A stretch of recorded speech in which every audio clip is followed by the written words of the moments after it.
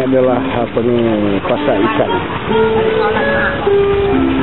dekat Tanjung Api. Di belakang sana kelihatan bot-bot. Ini petikan kita nelayan.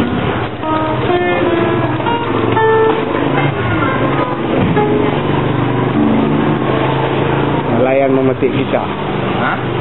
Main lagu satu. Ini masuk video ni. Allah, malulah pula.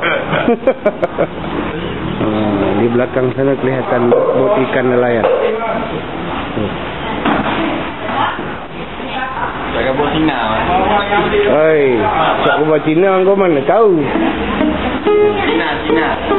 Sinar. Ni masuk internet ni. Masuk internet. Awak cari YouTube. Mahaguru 58. Mahaguru 58. Ya. InsyaAllah. Main satu lagu. Bila suruh main lagu dan dah mati akal. Ini Mahaguru 58. Ya.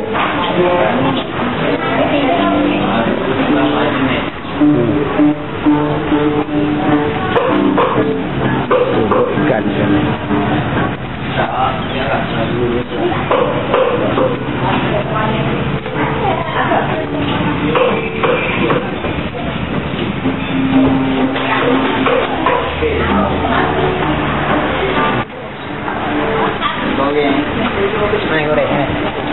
Kilo berapa ni? 30. Hak tu? Ini 18. Parrot fish. Ini ikan tanda. Kerapu. Kerapu sekilo berapa? 18. Ini? Sama 18. Semua sotong fresh.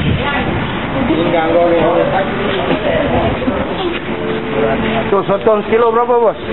Ada 12. 12. Itulah kita datang cuti. Oh, yang mak yang madu. Yang anaknya terbinga-binga. Terseduh-seduh. Kat belakang sana jembatan. Jembatan bot ikan. Masuk lagi dia. Masuk video. YouTube.